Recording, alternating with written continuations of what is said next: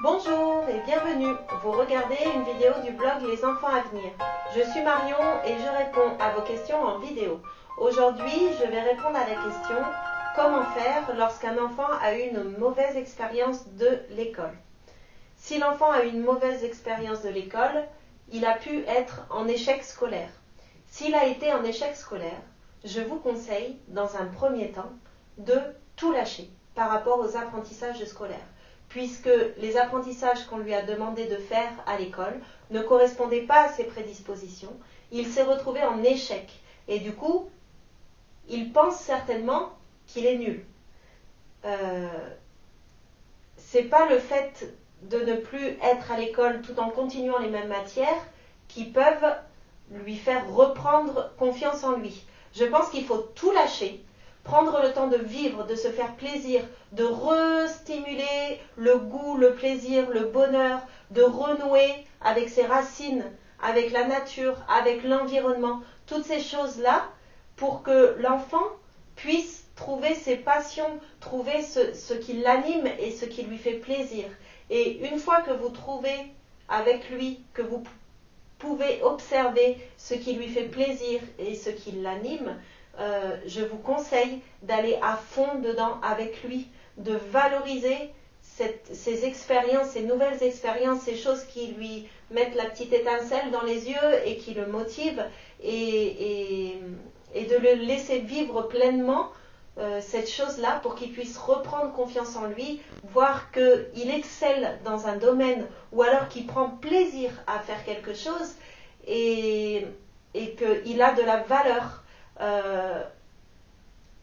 Il peut avoir de la valeur à ses yeux et se mettre à s'apprécier et à apprécier ce qu'il est en train de faire.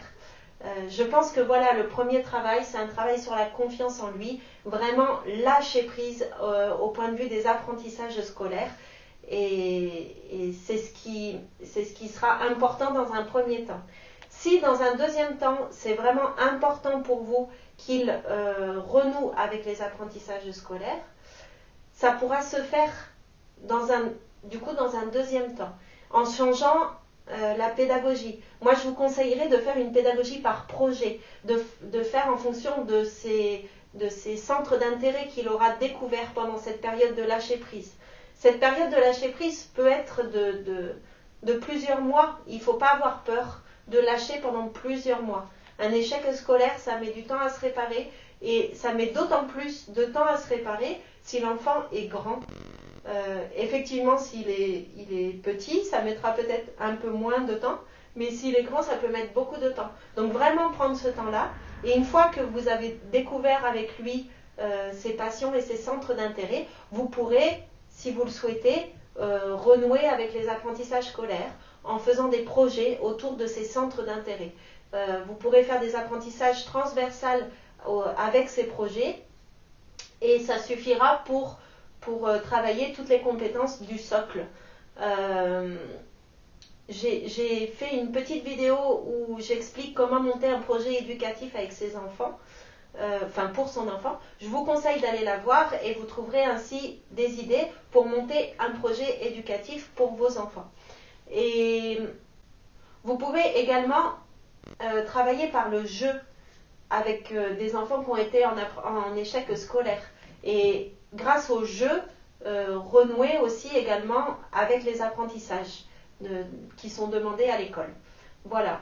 Un deuxième point, c'est si l'enfant a eu une mauvaise expérience avec l'école, ça peut être une expérience de harcèlement ou de mauvaise entente avec ses camarades. Voilà. Après, c'est vrai que si on prend l'extrême, voilà, ça va être le harcèlement. Du coup, dans ces cas-là, ce qu'il va falloir favoriser, c'est de recréer un espace sécurisant pour cet enfant, de retourner dans le maternage s'il y a besoin, de répondre à ses besoins, d'être dans l'écoute avec lui, de faire un programme, entre guillemets, pour qu'il reprenne confiance en lui. C'est-à-dire faire par exemple des exercices de méditation, de yoga, de renouer encore une fois avec la nature, avec son environnement, de reprendre racine avec la vie également. Du coup, ça sera peut-être pas sur le même point, mais ça touche une sensibilité qui nécessite d'être réparée. Et du coup, la réparation peut aller aussi dans le sens de renouer avec la nature. Et je pense aussi qu'il ne faut pas hésiter à se faire aider par un professionnel de votre choix, en médecine alternative ou en psychologie, ou enfin voilà, après tout dépend de vos choix et de vos croyances.